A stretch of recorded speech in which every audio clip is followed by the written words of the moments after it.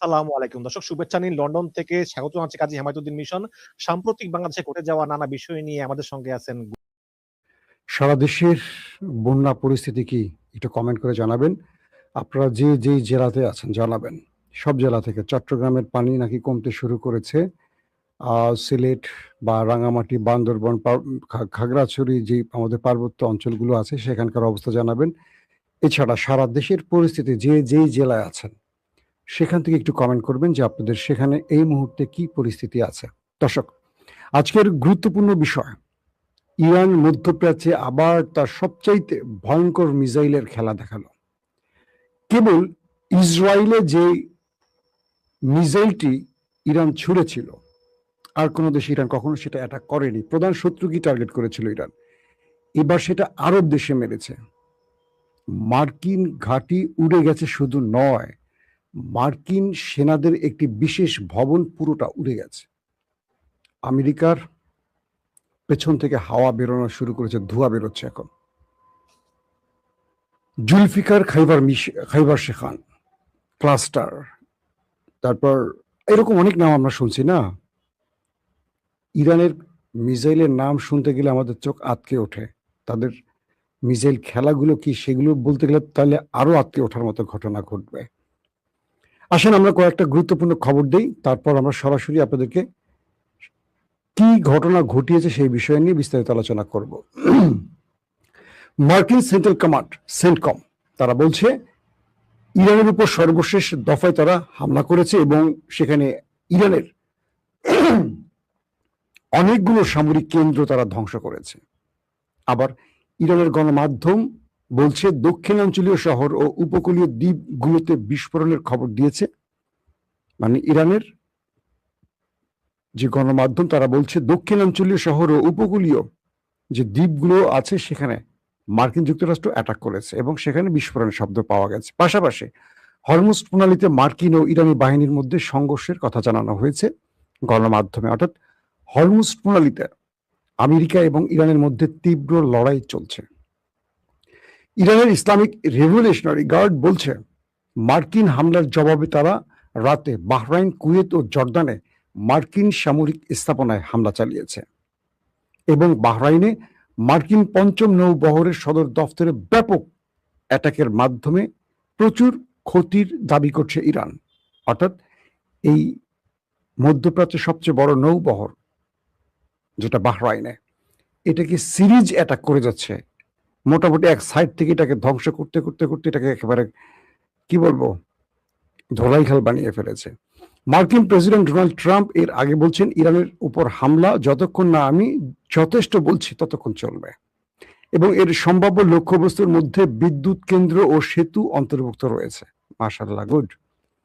যুক্তরাষ্ট্র ইরানের বন্দরগুলোর উপর পুনরায় অবরোধ আরোপ করেছে। অন্যদিকে ট্রাম্প হরমুজ প্রণালী দিয়ে চলাচলকারী জাহাজের উপর 20% শুল্ক আরোপের পরিকল্পনা প্রত্যাহার করে নিয়েছে। বুঝতে পারছেন, যুক্তরাষ্ট্র 20% শুল্ক আরোপের যে পরিকল্পনা সেটা প্রত্যাহার করে নিয়েছে। ইরানের খেলা এবার বুঝছেন আপনারা, তারা হরমুজ প্রণালীতে 20% টোল নিবে আশা করছিল, কিন্তু সেই স্বপ্ন ভেস্তে দিল এবার ইরান। তাদের মিসাইল মেরে পেছন থেকে হাওয়া বের করে দিল। এখানে খুব দুর্দান্ত একটি ইন্টারেস্টিং খবর আপনাদেরকে আগে দিতে হবে। ইরানের পররাষ্ট্রমন্ত্রী আব্বাস আরাকচি, মানে ইরান যে আমেরিকার সাথে খেলছে আর রাজনৈতিক খেলায়, আমেরিকা শক্তিশালী পরাশক্তি, সুপার পাওয়ার যেটাই হোক না কেন, সামরিক শক্তিতে নাম্বার 1 হোক না কেন, ইরান আমেরিকাকে পুরো রাজনৈতিক খেলায় একদম ভাঁজ করে ফেলেছে। একটা ছোট্ট খেলার সূত্র ধরিয়ে দেই। ইরানের পররাষ্ট্রমন্ত্রী আব্বাস আরাকচি তিনি বলছেন, তিনি তার সোশ্যাল মিডিয়ায় লিখেছেন, ট্রাম্প একেবারে সঠিক। অর্থাৎ ট্রাম্প যে হরমুজ প্রণালীতে 20% শুল্ক আরোপের কথা বলছিলেন, এটা তার একদম সঠিক সিদ্ধান্ত। কে বলছে? ইরানের পররাষ্ট্রমন্ত্রী আব্বাস আরাকচি। আপনার কাছে একটু কঠিন লাগলো না কথাটা, যে ট্রাম্প 20% শুল্ক নেবে, এটাকে সঠিক সিদ্ধান্ত বা এটা সঠিক সিদ্ধান্তের দাবি করছে ইরান? এটা কি করে সম্ভব? আব্বাস আরাকচি বলছেন, গুরুত্বপূর্ণ এই নৌপথে যাতায়াতের জন্য মাশুল নেয়ার বিষয়ে তেহরানের অবস্থানকে ট্রাম্প নিজেই বৈধতা দিয়েছে। এটা হলো মূল খেলা। অর্থাৎ ইরান হরমুজে তারা যে টোলের কথা বলছিল বা মেইনটেনেন্স ফির কথা বলছিল, আর আমেরিকা এটাকে অ্যাভয়েড করেছিল, বা আমেরিকা বলছে না এটা ঠিক নয়, এটা আন্তর্জাতিক জলসীমা, এখান থেকে এটা করা যাবে না, এখান থেকে কোনো টোল নেওয়া যাবে না। ইরানকে নিষেধ করেছিল কে? আমেরিকা। আর এখন কি হলো, যখন আমেরিকা নিজে এখানে এসে বাকি জাহাজগুলোকে নিরাপত্তা দেওয়ার কথা বললো, তখন তিনি নিজে 20% শুল্ক চেয়ে বসলো। তার মানে এখানে একটা শুল্ক নেয়ার ব্যাপার আছে, কারণ এই রুটে সবাইকে নিরাপত্তা দেয়া, পরিবেশ দূষণ থেকে সাগরকে রক্ষা করা, এবং আরো যে মেইনটেনেন্স গুলো আছে সেটাকে রক্ষার জন্য টোল যে লাগবে, এটা আমেরিকা বৈধতা দিয়ে ফেলেছে। কারণ আমেরিকা এখানে থাকার জন্য বা আমেরিকা নিরাপত্তা দেওয়ার জন্য এই 20% চেয়ে বসে। তার মানে ইরান যে আগে চেয়েছিল এটা বৈধ হয়ে গেছে। কিন্তু প্রশ্ন হলো, তিনি বলছেন, তিনি ট্রাম্পকে খোঁচা দিয়ে বলেন ট্রাম্প যে 20% মাশুল নিতে চায় তা একটু বেশি হয়ে যায়, কিন্তু ইরান এত বেশি নিবে না, ইরান অনেক কম নেবে। ইরান মানুষের উপর জুলুম করবে না। আমেরিকা 10,000 মাইল দূর থেকে এসে অন্যের জলসীমায় বসে টোল নেবে, তাও আবার 3 ডবল বেশি, আর ইরান তার জলসীমায় বসে সেই টোল নেবে না। এটা কি হয়? এখন ট্রাম্প কি বলবে বলেন? ট্রাম্প এখন বুঝতে পারছেন যে ইরান সহজে তাকে আর ছাড় দেবে না। সমঝোতা স্মারকে কি ছিল তা নিয়ে তাদের নিজেদের ব্যাখ্যা অনেক রকম আসছে দুই পক্ষের। আর যে যুদ্ধ তিনি বারবার ছড়াচ্ছেন ট্রাম্প, এই যুদ্ধে আমেরিকানরা তার প্রতি বিরক্ত হয়ে গেছে এবং বলছেন যে আমেরিকা তার উদ্দেশ্যকে গোপন রেখে মানুষকে ধোঁকা দিচ্ছে। এখন আসেন যে একটি সমঝোতা স্মারকের মাধ্যমে ট্রাম্প চিরতরে ইরানের পারমাণবিক কর্মসূচি বন্ধ করে দিয়েছেন। 3000 বছরের মধ্যে প্রথমবারের মতো মধ্যপ্রাচ্যে শান্তি এনেছেন বলে ঘোষণা করার কয়েক সপ্তাহ পরেই ট্রাম্পের সুর বদলে গেছে। গত সোমবার তিনি একটি রেডিওতে বলেন এই চুক্তিটি ছিল একটি পরীক্ষা, যাতে ইরান ব্যর্থ হয়েছে এবং এর কোনো গুরুত্ব ছিল না। কিন্তু মিস্টার আরাকচি বলছেন এখানে আমরা নই, ব্যর্থ হয়েছে আমেরিকা, কারণ পুরো পৃথিবী বুঝে গেছে আমেরিকা ধোঁকা দেয়। আসেন আরো কিছু গুরুত্বপূর্ণ খবর দিই। ইরানের ভূখণ্ডে যুক্তরাষ্ট্র নতুন করে চালানো হামলার জেরে Islamic revolutionary guard corps IRGC Kuwait, Bahrain ও জর্দানে অবস্থিত মার্কিন সামরিক স্থাপনাগুলোতে যে ব্যাপক অ্যাটাক করেছে তার ছবি তথ্য আসতে শুরু করেছে। মার্কিন বেশ কিছু ঘাঁটিকে দেখা গেছে একদম আগুনে জ্বলছে। আইআরজিসির পক্ষ থেকে বলা হয়েছে তারা বাহরাইনে একটি ঘাঁটিতে প্রচুর সংখ্যক মার্কিন সেনারা অবস্থান করছে, সেটাকে উড়িয়ে দিয়েছে। আরেকটি পক্ষ থেকে বলছে যে একটা ভবনের মধ্যে মার্কিন সেনারা আশ্রয় নিয়েছিল, সেই ভবনটাকেই ক্লাস্টার বোমা দিয়ে উড়িয়ে দিয়েছে। এখন বলেন আমেরিকা কি এই ক্ষয়ক্ষতিগুলো স্বীকার করছে? আমেরিকা কোথাও এই ক্ষয়ক্ষতির পরিমাণ আর বলছে না। দর্শক,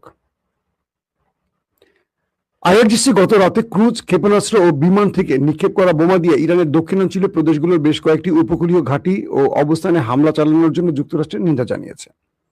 তারা বলছে বিনা উস্কানিতে মার্কিন হামলা ও আইন লঙ্ঘনের জবাবে ইরান হরমুজ প্রণালী বন্ধ করে দেয় কোনো জাহাজই নিয়ম কানুন লঙ্ঘন করতে বা যুক্তরাষ্ট্রের সাথে সহযোগিতা করতে সাহস করেনি। এরপরেই এই মার্কিন আগ্রাসন চালানো হয়েছে, এটা তারা বলছে।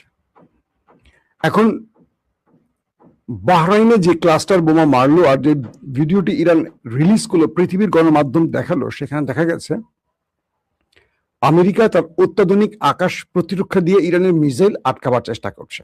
ভালো করে শুনবেন, আমি দৃশ্যটা না দেখিয়ে আপনাদেরকে চিত্রনাট্যের আকারে বুঝিয়ে দিচ্ছি। ইরান তার ভূমি থেকে বাহরাইনে ক্লাস্টার বোমা মারলো। ক্লাস্টার বোমা কি? একটি মিসাইল, তার অগ্রভাগে 50, 60, 70, 100-র মতো ওয়ারহেড থাকে। নর্মালি মিসাইল গুলো কি করে, একটি নির্দিষ্ট ওয়ারহেড নিয়ে চলে আসে এবং সেটা এসে ব্যাপক অঞ্চল ধামাকা করে বিস্ফোরণ ঘটায় ধ্বংস করে। কিন্তু ইরান ইসরায়েলে এই ক্লাস্টার বোমা মেরেছিল, তখনই ইসরায়েল পর্যদস্ত হয়ে গেছে, কারণ ইসরায়েলের কাছে থাকা থার্ড, প্যাট্রিয়ট, আয়রন ডোম অ্যারো যে প্রতিরক্ষা ব্যবস্থাগুলো আছে, এগুলো নির্দিষ্ট ব্যাটারি থেকে যে মিসাইলগুলো ছড়ে, একটি মিসাইলকে টার্গেট করে একটি ছোটে, একাধিক মিসাইলকে টার্গেট করে একাধিক ছোটে। তো একটা ব্যাটারিতে 10টা 12টা করে ধরেন মিসাইল থাকে, এন্টি মিসাইল, এগুলো ছোটা হয়। কিন্তু ক্লাস্টার বোমা যখন মারা হয়, এটার মধ্যে 50, 60, 70, 80 বা 100 এরকম ওয়ারহেড থাকে।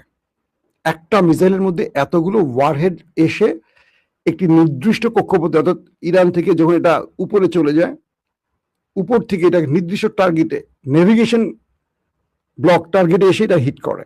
এবং যে মাত্রা, মানে ইরান যেটাকে সিলেক্ট করে দেয় জিপিএস এ যে আমার এই জায়গাটা টার্গেট, তো বলা হচ্ছে যে বাহরাইনের সেই সামরিক ঘাঁটি, মার্কিন ঘাঁটিতে যখন এই ওয়ারহেডটা আসছিল, আমেরিকার তার রাডার সিস্টেমে যখন দেখছিল, তখন তারা একাধিক অ্যান্টি মিসাইল ছোড়ে।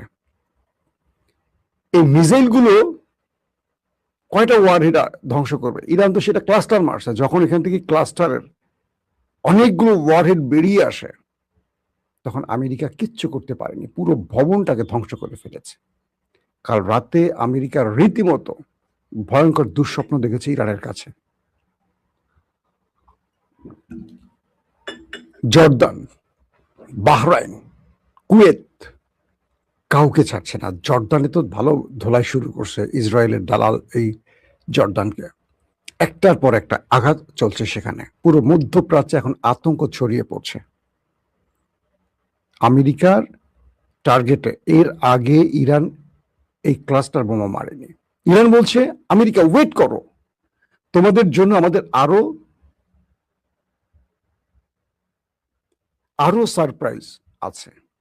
তোমরা যে মাত্রায় এগোবে আমরা তোমাদেরকে সেই মাত্রায় খেলা দেখাবো।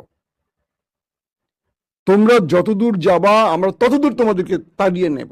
ইরান বলছে আমরা তোমাদেরকে এই যাত্রায় এক তিল পরিমাণ ছাড় দিতে রাজি নয়। আমেরিকা কালকে আক্রমণের পর অ্যাটলিস্ট এটা বুঝতে পেরেছে যে ইরান তাদেরকে যে শক্ত জবাব দিতে আরো নতুন নতুন মিসাইল ব্যবহার করতে পারে, এটা মোটামুটি জেনে গেছে। তবে আমেরিকা এখন পর্যন্ত বলছে তাদের কোনো ক্ষয়ক্ষতি হয় নাই।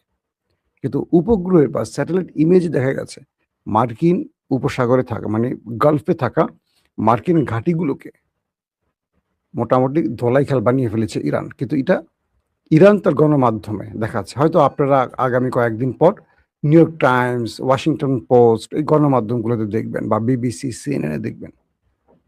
তারপরের খবরটি কি?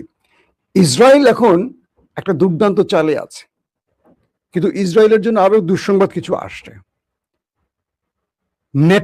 নেটোতে যখন এসছিল মিস্টার ডোনাল্ড ট্রাম্প, তখন এরদোয়ান তাকে বেশ কিছু বিষয় চাপ দিয়েছে। এর মধ্যে একটি হলো ইসরায়েল যেন লেবানন এবং সিরিয়া থেকে চলে যায়। এখন প্রশ্ন করবেন, সিরিয়ায় না হয় তুরস্কের ইন্টারেস্ট আছে, লেবানন তো ইরানের ইন্টারেস্ট। কিছু কিছু মাধ্যম বলছে ইরান তুরস্ককে বলেছে যেন এরদোয়ান ট্রাম্পকে এই বিষয়ে চাপ দেয়।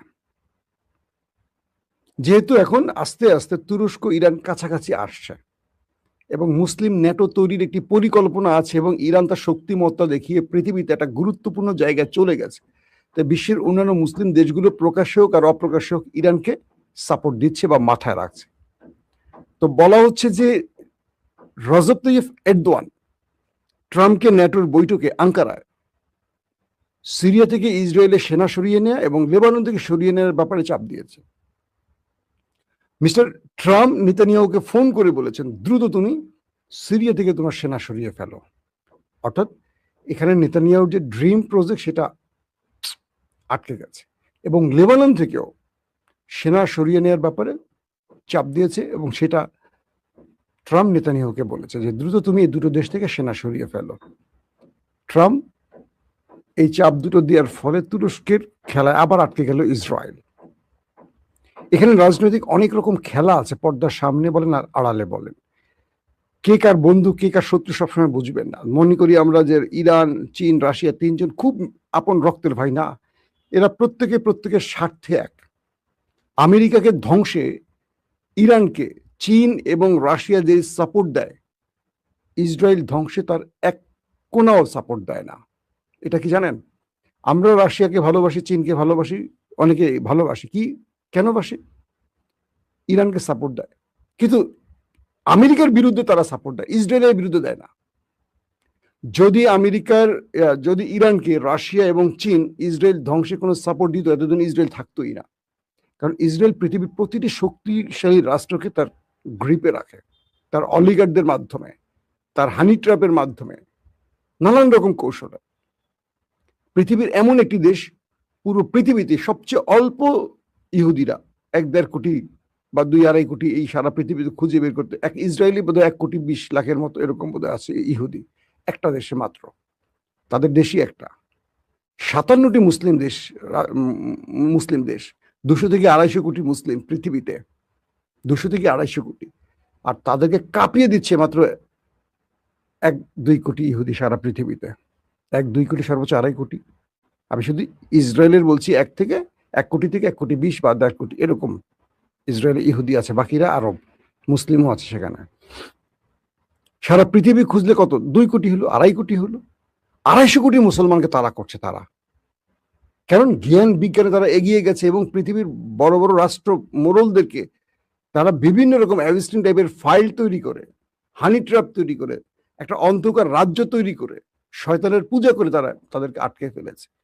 কারণ একটা জিনিস বুঝতে হবে, ধরেন বাংলাদেশে ক্ষমতা পরিবর্তন করতে চান আপনি চরমোনাই করেন, জামাত করেন, ইসলামী ঐক্যজোট করেন, খেলাফত করেন, বিএনপি করেন, জামাত করেন, জাতীয় পার্টি করেন, এনসিপি করেন, আর কোনো দল আছে নাকি? গণ অধিকার তো কোনো দল না। গণ অধিকার তো রাস্তার টোকাইদের একটা স্টল, সেখান থেকে অল্প দামে গেঞ্জি টেঞ্জি জাঙ্গা বিক্রি করে। এ তো দালালি করে কোনো রকম 1-2টা লোক এমপি হবে, তারপরে ছিটকে পড়ে যাবে, আর খুঁজে পাবে না, রাস্তায় আমতারেকের মতো আম বিক্রি করবে এই নুরু বা রাশেদেরা। লিখে রাখেন, আগামী কয়েকদিন পর এদের ব্যক্তিগত কিছু সম্পদ হবে, এরা ধরা খেয়ে যাবে, তারপরে এদের রাজনীতি শেষ। বিএনপি আওয়ামী লীগ তুলে ফেলে দিবে, এটি নিয়ম খেলা। কারণ এদের কোনো চরিত্র নাই, মানে নুরুদের কোনো চরিত্র নাই। যাদের চরিত্র নেই তাদেরকে কেউ ওন করে না দীর্ঘদিন। আসেন তো, এখন কি তৈরি হচ্ছে, বাংলাদেশে তারাই ক্ষমতায় বসবে যারা ডিপ স্টেটের লোক, যারা ডিপ স্টেট যাদেরকে নিয়ে খেলে। ধরেন আমাদের দুর্নীতিবাজ রাজনীতিবিদদের সুবিধাটা কি জানেন? দুর্নীতিবাজ রাজনীতিবিদদেরকে সবাই কন্ট্রোলে রাখতে পারে, আর যে দুর্নীতি করে না সে কারো কথা শোনে না। ধরেন যে ব্যক্তিটা মাগিবাজি করে, যে ব্যক্তিটা অনেক অন্যায় করে, যে ব্যক্তিটা চুরি বাটপারি লুটপাট বিদেশে অর্থ পাচার করে, সে ব্যক্তির সকল আমলনামা ডিজিএফ এর কাছে থাকে, এনএসএ এর কাছে থাকে, আমাদের সকল ইন্টেলিজেন্সের কাছে থাকে। যখনই তারা কোনো অনিয়ম করতে যায়, তখন এই ফাইলগুলো আস্তে করে দেখায়, এই সাবধান, কালকে প্রথম আলোতে লিড হবে, কালকে নয় দিগন্তে লিড হবে, কালকে অমুক টিভিতে লিড নিউজ হয়ে যাবে, তুমি যে এই করছো, তোমার এটা ল্যাংটা ভিডিও আমার কাছে আছে। আস্তে থেমে যায়। এই লোকগুলোকে ডিপ স্টেট খেলে মজা পায়, কারণ এরা দুর্বল, এরা উইক, কারণ এদের চরিত্রও নেই, রাজনীতিও নেই, কোনো কিচ্ছু নাই। এরা সাদা পাঞ্জাবি পরে আসে, সংসদে লম্বা লম্বা বক্তব্য দেয়, রাতে গিয়ে মদ খেয়ে মাগিবাজি করে ঘুমায় পড়ে, আর ব্যাংকের টাকা চুরি করে মানে বিদেশে পাচার করে। এদেরকে দিয়ে ডিপ স্টেট খেলতে পারে। কিন্তু যে লোকটা ধার্মিক, যে লোকটার মধ্যে অসততা নেই, যে লোকটা দেশপ্রেমিক, যে লোকটা নিজে কখনো অন্যায় করেনি, করতে দেবে না, তাকে ডিপ স্টেট ভয় পায়। কারণ একে আটকাবে কি করে? আটকানো তো কিছু নাই। তো বাংলাদেশে দেখবেন, যেই দলটাকে সব মানুষ ভোট দিবে সেই দলটা ক্ষমতা বসবে না, কারণ জনগণের তো কোনো বেইল নাই। বেইল হলো ওই যে ডিপ স্টেট, যাদের কাছে আমাদের রাজনীতিবিদদের নাটাই হাতে আটকানো থাকে। তো বিষয়টা হলো এরকম যে ইসরায়েল হলো এমন একটি রাষ্ট্র, পৃথিবীর সকল ক্ষমতাধর ব্যক্তির নাটা ইসরায়েলের হাতে থাকে, কিন্তু তারা সংখ্যায় কম। তাদের এজেন্সি মানে মোসাদ বা তাদের সিনব্যাড যদিও অভ্যন্তরীণ কাজ করে, বা তাদের অর্থনৈতিক অলিগাররা এত পাওয়ারফুল পজিশনে চলে গেছে, তাদেরকে কেউ আটকে রাখতে পারে না।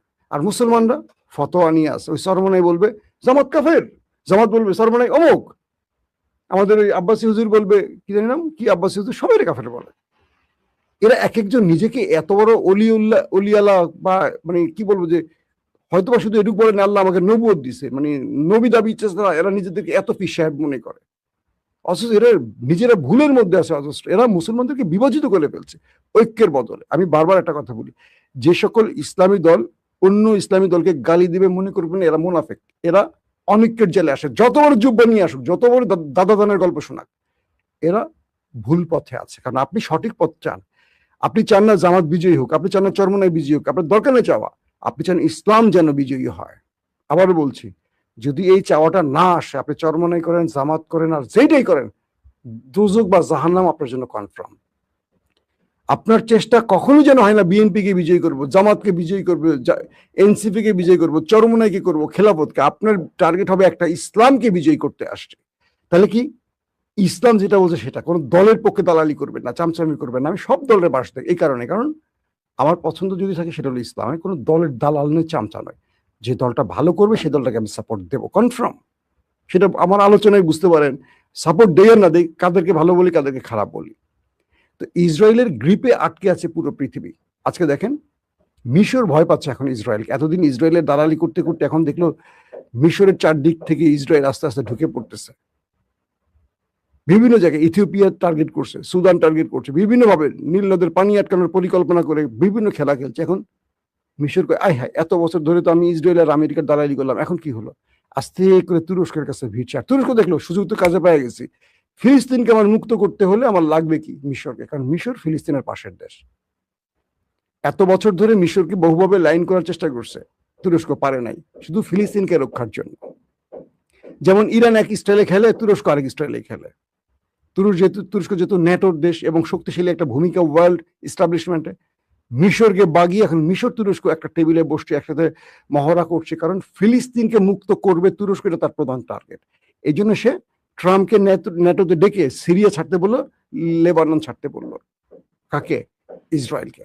তো বহুমাত্রিক খেলা এখন চলছে এবং ইরানের যেই দুর্দান্ত সাহসী পদক্ষেপ, ট্রাম্প ভরকে গেছে। ট্রাম্প ভাবতেছে যে এই দেশটা কেমন একটা দেশ, নিউক্লিয়ার অ্যাটাক করছে। কালকে দাবি করছে যে আমরা স্বল্প মাত্রায় নিউক্লিয়ার অ্যাটাকও ইরানে করেছি। এখন তারা বুঝতে পারছে যে ফুল মাত্রা নিউক্লিয়ার মারলেও ইরান ভয় পাবে না, এই জাতি মরে যাবে কিন্তু হার মানবে না। এই জায়গাটাই ট্রাম্পের সবচেয়ে বড় ভয়। তাই বিভিন্ন রকম স্ট্র্যাটেজিক ভাবে পরিকল্পনা ঘুরাচ্ছে, চাপ বাড়াচ্ছে, হিট করছে, বড় বড় কথা বলছে, কিন্তু লাভ হচ্ছে না। ট্রাম্প যত রকম চেষ্টাই করছে, সব চেষ্টা ইরানে গিয়ে ব্যর্থ হয়েছে। কারণ ইরানিরা মরতে রাজি, সার্বভৌমত্ব বা অধিকার বা তাদের যে মুসলিম ঐতিহ্যের যে অহংকারটা, সেটাকে মাটিতে মেশাতে চাচ্ছে না। সো ইরানে তাদের পরাজয় কনফার্ম। এই জাতি মরে যাবে, আমেরিকার কাছে হার মানবে না।